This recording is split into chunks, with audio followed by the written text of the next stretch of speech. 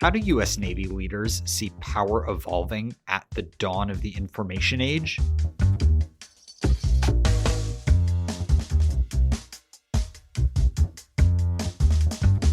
Produced by Defense News and Military Times, this is the Early Bird Brief.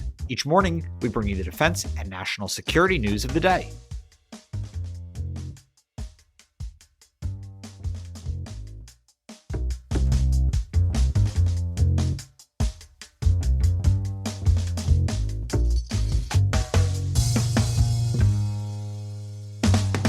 C4ISR Net reporter Colin Demarest joins us to share more about the military's relationship with information warfare. What does it all mean for defense and security? You'll find out. I'm your host, Jonathan Lehrfeld. Today is Monday, March 4th, 2024. Colin, thank you for joining us. Thanks for having me. So, as the Department of Defense prepares for potential confrontations with Russia or China and is juggling counterterrorism operations in the greater Middle East and Africa, in what ways is it emphasizing data? You'll hear a lot of military leaders using this expression, data as ammunition. I think it's a bit cliche, but I think it answers this question. The Defense Department wants the best data it can get sent to those who need it most and at lightning speed, or as close to lightning speed as they can get. This concept is often referred to as Combined Joint All-Domain Command and Control, or CJAD-C2. And then there's also this concept of information warfare, swaying public opinions, using offensive and defensive electronic capabilities, and wielding cyber weapons that can disorient or disrupt an enemy force. All of the above, I think, goes into this idea of putting data on a pedestal, especially when you consider the very high-tech or very tech-heavy fights of the future. In what ways is the Pentagon falling behind, though, in those measures? I think the Pentagon, stacks up pretty well, has a pretty robust information warfare ability. But one good example of maybe a shortfall is in the Pentagon's own 2023 strategy for operations in the information environment. That congressionally mandated document said the military lacks the ability to quickly deploy personnel that can fend off online influence campaigns, for example, and added that defense officials must act now to build up those so-called information forces.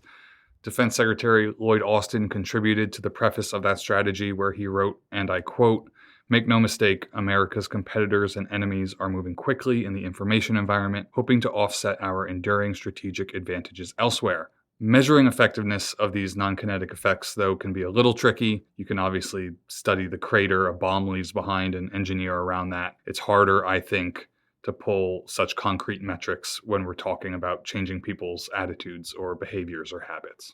In what ways have maybe state actors and extremist groups exploited the information ecosystem? Are there examples that you can share with us? Top of mind, I think, are elections. That's probably the most relatable to everybody out there or listeners. The federal government has said repeatedly that Russian agents tried to sway the 2016 and 2020 elections. In the meantime, though, Cyber Command and CISA officials have said more recent contests have been secure and that they are keeping close watch on the 2024 cycle as well. Outside of elections, just look at China and its fire hose of propaganda, especially in relation to Taiwan, or what extremist groups in the Middle East, like the Iran-backed Houthis, pump out on social media channels like Telegram.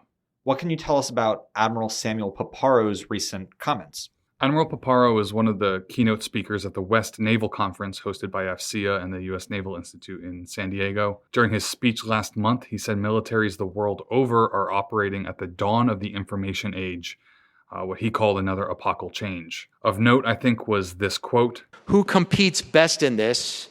Who adapts better? Who's better able to combine data, computing power, AI, and who can win the first battle, likely in space, cyber, and the information domain shall prevail." It's pretty punchy, and I think it gets to the heart of this discussion we're having here today. So how is the Navy using information warfare specialists aboard, say, submarines to combat this issue?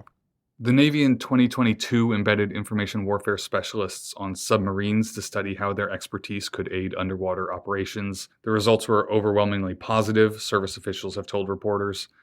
So that pilot is now moving into its second phase, in which information professional officers and cryptologic technicians will join two East Coast subs, the Delaware and the California. And something else to mention here is that the Navy made information warfare commanders fixtures of carrier strike groups years ago. Okay, let's talk more about the Houthis. How has information warfare been used against them in the Middle East? Elizabeth Nashhold, the deputy at Naval Information Forces Command, discussed this quite a bit at the West Conference, where Paparo spoke as well. According to her, tenets of info warfare, situational awareness, assured command and control, and the confluence of intelligence and guns, basically, were used to both zap drones and missiles in the Red Sea, as well as support the retaliatory strikes across the greater Middle East. Part of info warfare is the collection and analysis of data and then applying those insights, right? So previous knowledge about Houthi and Iranian arms and installations made U.S. responses easier, albeit still dangerous. And if you zoom out, one could consider the U.S. and international messaging about the Red Sea and the Gulf of Aden attacks a form of info warfare as well. These statements made by defense leaders are not made willy-nilly or just off the cuff and are meant to convey a certain point. Whether or not they're having the intended effect, though, is another question that someone else can answer. What can you say about the Navy's plans to introduce 20 information warfare systems into its live, virtual, and constructive environments? The service wants to install 20 information warfare systems into its live, virtual, and constructive environments, or LVC. Basically, they're simulation and gaming ecosystems where training takes place. The first few, which are focused on cryptology, meteorology, and oceanography, are expected at the end of fiscal 2025. And some of these information warfare systems are super sensitive, as you can imagine. So doing it in a secure virtual world is one way to prevent Russia or China or someone else from taking a peek. Can you remind listeners about the Navy's inaugural cyber strategy that was published late last year? Yeah, the strategy was published in November, and it really emphasized the value of digital weaponry, cyber attacks, jamming, spoofing, and that sort of stuff. Navy Secretary Carlos Del Toro said the lessons included in the strategy were derived from decades of real-world operations and will shape decades to come, basically. And I think it's worth a read if you're into this kind of stuff. It's mercifully short at 14 pages, so you can bang it out. Before we wrap up, what else do you think listeners should know who are less familiar about information warfare? I think information warfare is a bit of an umbrella term that really, sits over a lot of disciplines, including electronic warfare and, even things like oceanography, understanding the weather to really get an understanding of when one should attack. I think a lot of things that happen with the military are supported by information warfare, and that might go understood, if that makes sense, by the general audience.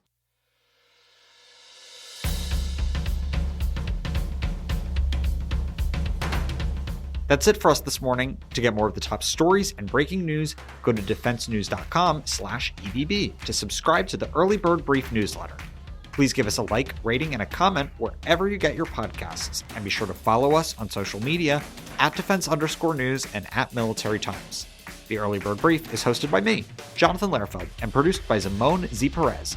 If you liked our conversation with Colin, be sure to check out his story soon at defensenews.com. Our editor-in-chief is Mike Gruss. Have a great day.